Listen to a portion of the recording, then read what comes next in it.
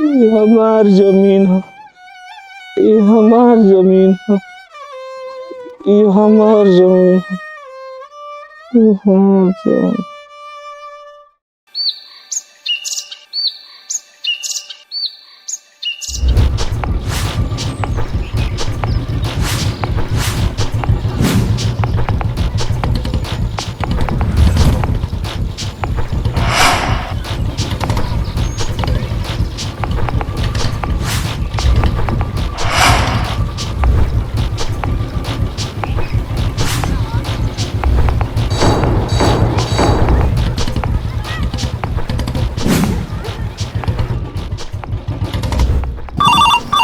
उठाइए ना, उठाइए ना, हमरा के उठाइए ना, ये कैसे कैसे याद करेला से बड़ा। उठाइए ना। हेलो क्या डार्लिंग? अरे तुम कैसे कैसे आज याद कर ली हमको। बैठे हैं अपने जमीन के पास। अरे तुमको 2-4 हज़ार का कहो तो 2-4 हज़ार किलो पैसा तुमको भिजवा दें।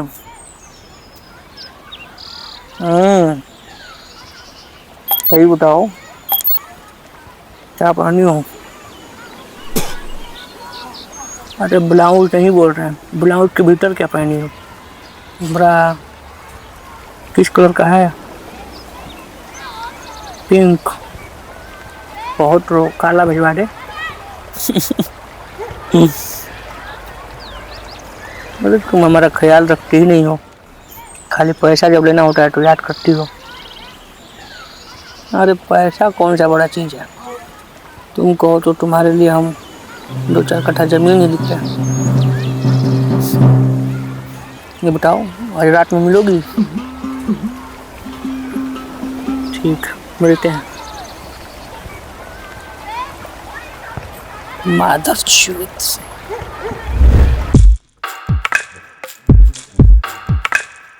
रुकी प्रणाम प्रणाम प्रणाम प्रणाम। क्या खेतवा के नक्शावा देखी थी?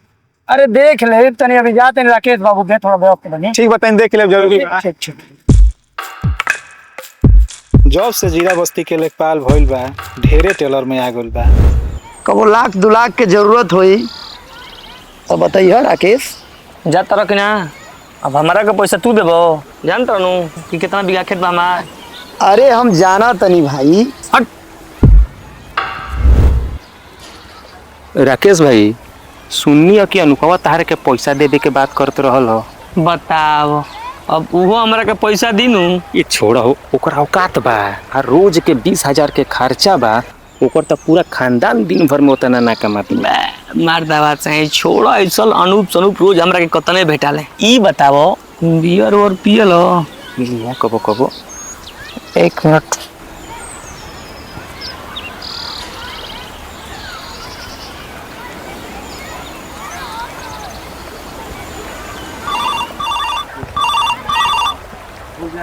हेलो। हाँ अभिषेक। हाँ हाँ सुनो, तनी बियर के दुकान पे चल जा मीठी, आ 1 पेटी चिल्ड बियर ले लियो। अच्छा ठीक बा ठीक बा। आ ओजा से अइह न तो तीखमपुर मुखी होके अइह, मंडी गेटवा पे चल जइह। भोला चाचा के यहाँ मटन कम से कम 3 किलो ले बनवा लियो। ठीक ले आओ तनी बरा। हमारा आलिम भाई के बरा सेवा कइल जा। ठीक बा ठीक। ठीक ठीक। अब उस तरह के एबरा अपन जलवा दिखाओ तनी। चंदन का हो अखिलेश चाचा? ए घरी वाली मामा राकेशवा के चूसता। चूसता तो चूसे दो, तोहार काहे फाटता? तू बतियाव कि 1 बीघा हमनियों के लहा लिहल जा। अच्छा ठीक बा, कुछ दिमाग लगाओ तनी।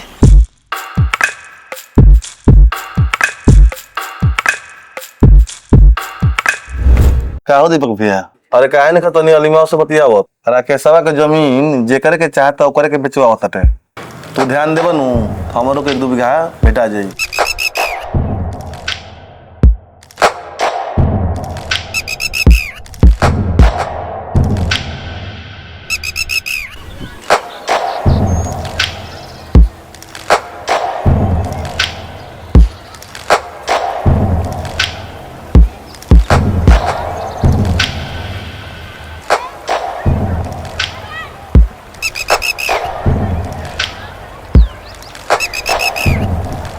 साला मकान एकदम पुरान हो गई बा, लागत अब पेंट करावे के पड़ी। ए मत छोड़ो, आजकल बड़े बड़े लोग थार पर चलता, आ तू मत पुरान घर पुरान गाड़ी के बात करता रह। अभिषेक काजी गाड़ी निकालो, बैंक चले के बा। अच्छा आज राकेश के दुआरी पर थार लगी, थार। का हो सुनला हो राकेशवा के द्वार पर थार आ गइल। ए छोड़ा हो, जले तू बतियाइबो के मार्केट में थार नया गाड़ी आइल बिया, तो ले लिया के दुआर पर खड़ा कर दी। ए मर्दे उनकर का लेल बड़ो, जब बेच के लिया बटे तो थार का द्वार पर तो BMW खड़ा हो जाई। हाँ ठीक है कहो तरा। पहले के अमीर आदमी मुजरा देखे, रंडी के नाच देखे, तू मारदावा खाली बियर पियब मीट खियब, तार कोनो अमीरी वाला आदत नहीं छे। रंडी के नाच देखबे? हाँ ले पहले हमरा मुंह से पैसा निकाल और रंडी के कोनो गुण दिखाओ, तब तोरा का हम नाच दिखाई।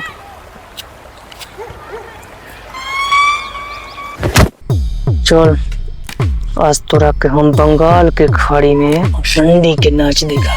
अगर तोरा में से कोनो पसंद आ जाई तो रात रंगीन करी। का हो देखलो राकेशवा सारा वाली में के लेके बंगाल गइल बा, खूब रंडीबाजी खूब दारूबाजी हो रहल बा। अब के देखावस, जितना लिखाई रहल ह पैसा खत्म। अरे पैसा नहीं खत्म बा, खेतवा तो बढ़े ले बा, फिर आई फिर खाची। ए मर्दे तू कुछ जुगाड़ लगाबो, हमरो के एक आध बीघा खर्चवा दो। जहाँ जहाँ लिमाओ कही वो ओकर के बेटी। अरे तो पकड़ो मर्दवा त नहीं ओकरा के। रुका फेरा में लागल बनी। अरे लागो लागो।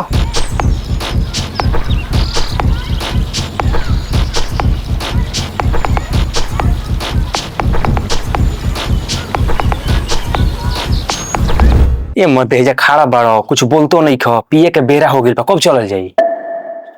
आलिमाज हम तहार दारू मुर्गा के खर्चा ना उठा पाए, हमारा बैंक से पैसा में खत्म। ओ ए महाराज, मैंने राजा के घरे मोतियों के कमी। हाँ एक काटा कहीं खींच देव तो पैसा ही पैसा हो जाई। ओ हम जानता नहीं, ये काठा खेत हम कहीं खींच दम तो पैसा ही पैसा हो जाए, लेकिन हम गांव के लोग के अपन खेत नहीं खी बेचल चाहत। बे महाराज रउआ कही तो कातना पैसा चाहिए? हमारे एगो भैया बाणे हैं और जमीन भी उनके पसंद आ गइल बा, आ कही तो उनकर से 50 लाख रुपया उठा लिहल जाओ। देखो बात अगर बने तो बात आगे बढ़ावो। ठीक बा, हम बात करो तो नहीं करो।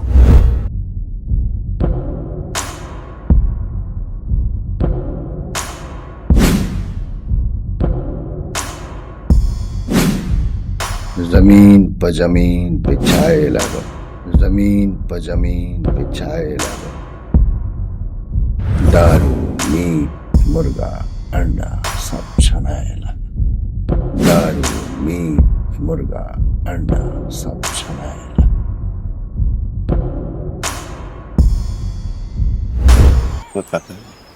का हो तहले बतियौते बड़लो होने आलिमा सेट क लेहलै, सोना जैसन जमीन माटी के भाव में बेचा गइल। ए गान मारा सोसे मर का मतलब बा?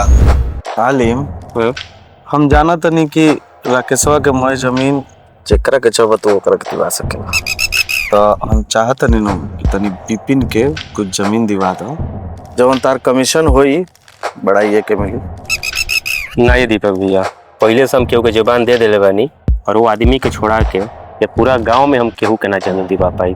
तू के हा?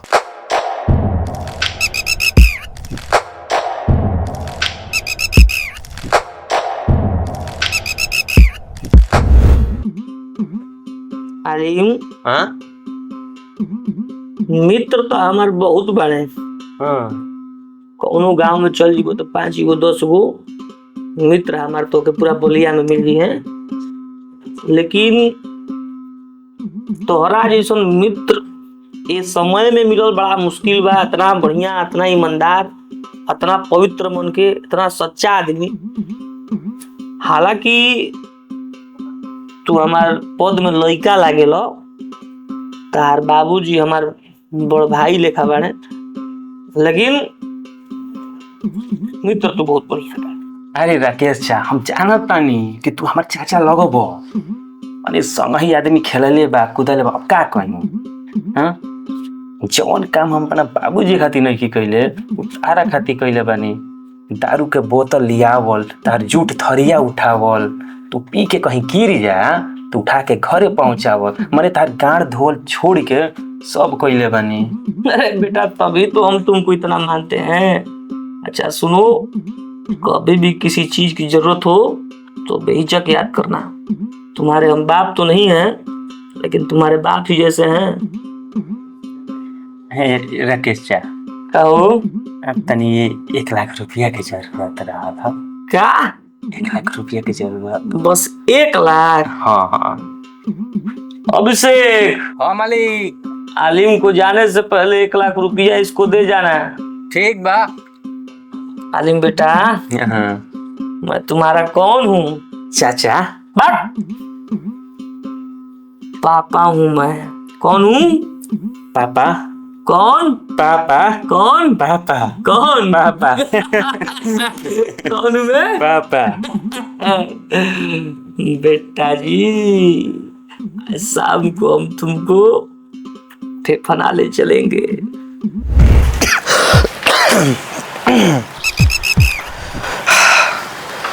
अलीमा राकेश के जमीन साफ गांव वालन के देवे से मना करता और केकरा के जमीन बेचत था ये नहीं के बताओ। अच्छा ठीक बा, देखा तो नहीं करोगे।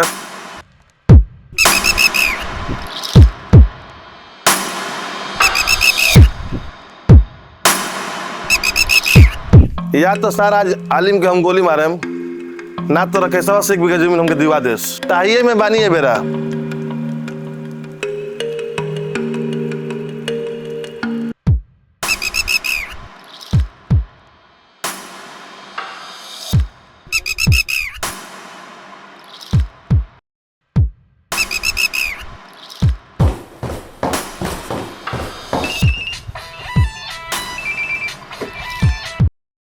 आलिम। हाँ दीपक भैया। तनी बच के रहियो, बिपिना तारा चक्कर में लागल बा, कुछ हो सकेला। ठीक बा दीपक भैया, हमारे ऊपर आपकी एक एहसान रही।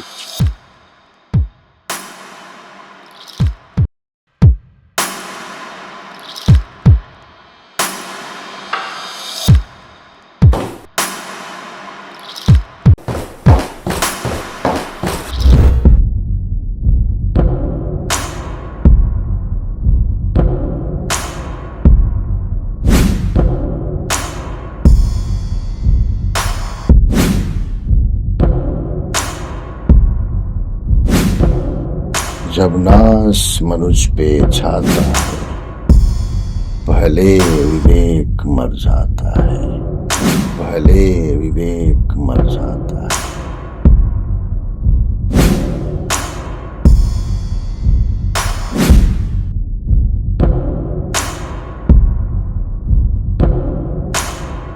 कोर्ट कचहरी थाना में पूरा जीवन हमार निकल गई। पहला ऐसा मैटर बा राकेशवा के जमीन के जेमे हमार खोपड़ा काम नहीं के कर। जमीन बेचत के बा ई पता बा, जमीन बेचवावत के बा इहो पता बा, लेकिन ई जमीन कीनत के बा एकर कुछ सुराग पता नहीं खेलागत। ये सब चुतियापा के पीछे बस एक इंसान के हाथ बा, आलिमा। बस ओकरा के साट के रखे के बा। पूरा गांव के हम अपना इशारा पर नचावेनी और 2 दिन के लौंडा आलिमा हमार खोपड़ा हिला देले बा।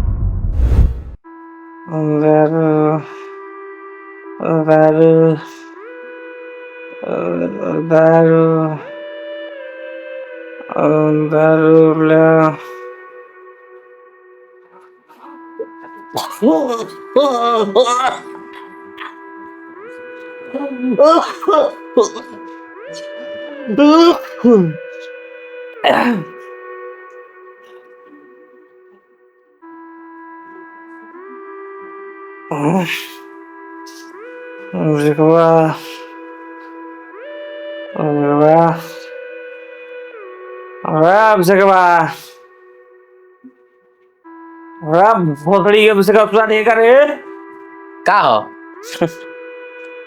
दारू के बोतल दे भोसड़ी के कहाँ से ले जे भैया नहीं खे दारू राजा के घरे मोतिये के कमी है और राकेश के घरे दारू के कमी जो पैसा लेके ठीका पर से दारू ले आओ ना 1 रुपया घरे बा ना बैंक में बा जौन तू काल दुरुइया पिहुआ वो तार काल चैनवा बेच के लेके आई रहूँ ठीक है तुम लोगों की बस की बात नहीं है आलिम को बुलवाओ आलिम आएगा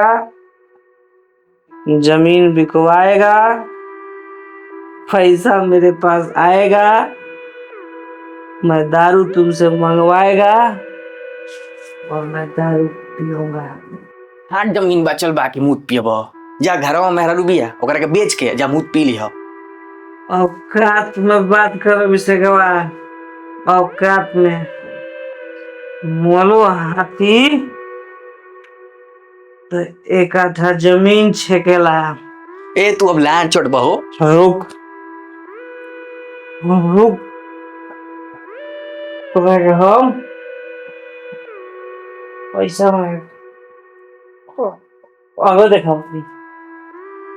यार तो हमरा के पैसा दी मोबाइल पे है बस है सब बाबा कमाई नहीं दे रखा बा लगावा फोन तारा के देखो तनी के पैसा दे देता पहले जमीनिया रहता तारा के पैसा सब केहू दे दे अब देखा तनी तारा के देता लगावा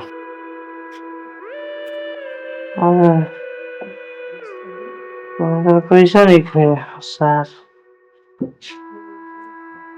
दारू दे वाला दारू तो बुद्धि में तो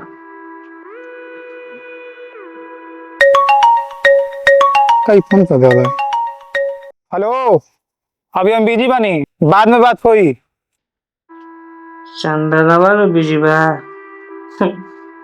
सुनुआ के फोन लगाई सोनी के कमी बा हमरा जिला में हाँ 50 गो सोनी बरस कौनो पैसा फेंक दी रहे हमरा के देख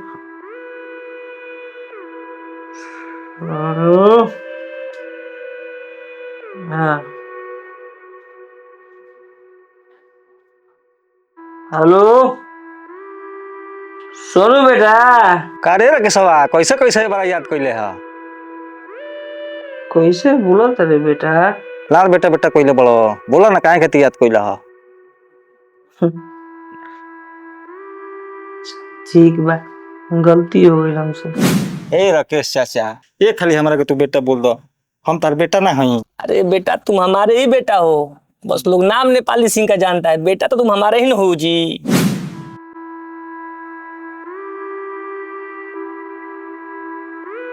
लाग गई औकात के पाता है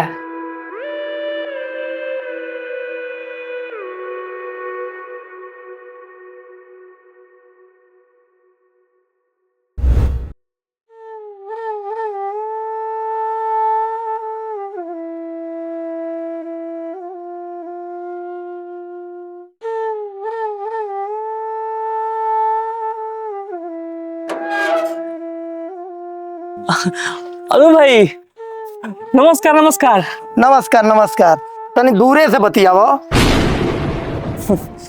गलती हो गया तनी अनु भाई की हमरा के 1-2 लाख रुपया के मदद करबा का अब तोहार औकात बा हमरा से 1-2 लाख लेबे के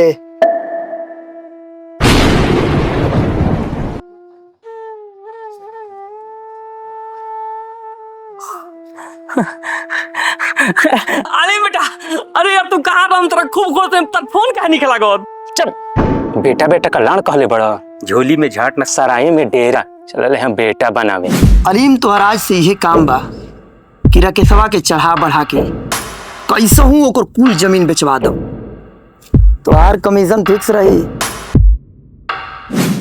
ए चला हो, अब दोसर मोला फंसावल जाओ, इनकर काम गिर गइल बा।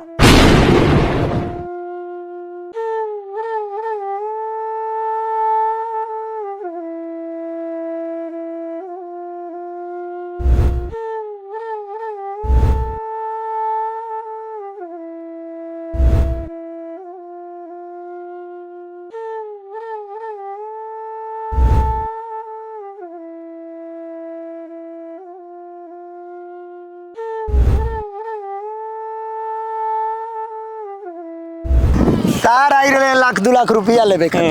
जब हम पैसा देवे के उनका के कहनी तो उ टेलर बनावत रहलन कि तू अब हमरा के रुपया देबो, हमने के चक्रव्यूह में फंस गइले। आई देखा तलो सुनील भैया के जमीन में लेके प्लाट कटनी जा। यार कितना अच्छा मकान बन गई सब टमाट हवे। ऐसन काम बालिम कि रकेशवा के जमीन बड़ा सुंदर भेटा गइल बा। अभी बताओ जौन अब जमीन के दाम 30 लाख रुपया काठा बा, हमनी के ओकरा के दारू पिया के मात्र 5 लाख रुपया काठा के हिसाब से ओकर 2 बीघा निकाल ले बनी जा। अब एकरा के अगर भूल के प्लाटिंग काट के बेचब जाना कि कोनो मामला खड़ा हो जाई, मैं खेला बिगड़ जाई। चटपटी हम ईंटा गिरवाओ, प्लाटिंग करके एकदम तुरंत बेच दिया जा। बे भैया हम आजे से काम लगवा देता नहीं। ठीक बा। अरे होई देखो, होई होई रखे सब यहाँ का करता। आओ तो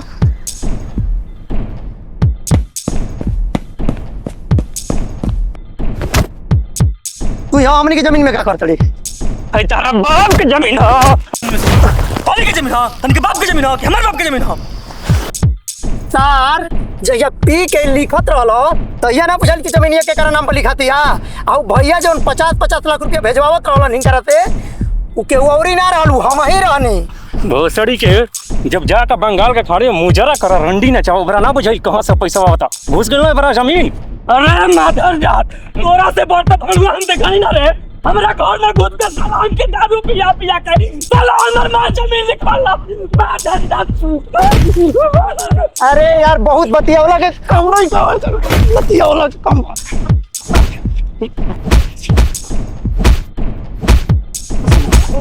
अरे जमीन कीड़ा पड़िया साले, तनी के कीड़ा पड़िया साला हमर जमीन तनी के दो। तनी के कीड़ा पड़िया साले, कीड़ा पड़ी तनी के भगवान दे गाल बड़ा। अरे साला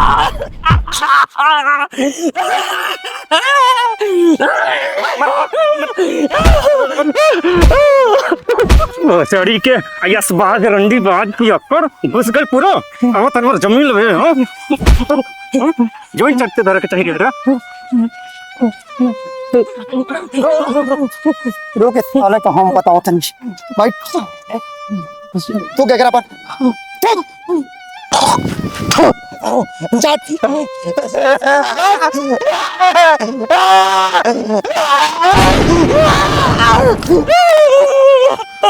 याद रखिए ये खेत तोड़ ना हो, इनके खेत हो।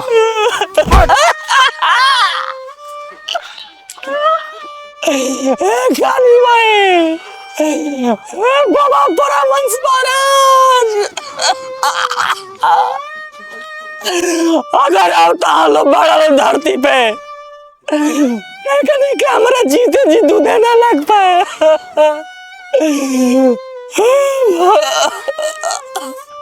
हमार जमीन हो, ये हमार जमीन हो, ये हमार जमीन हो, ये हमार जमीन।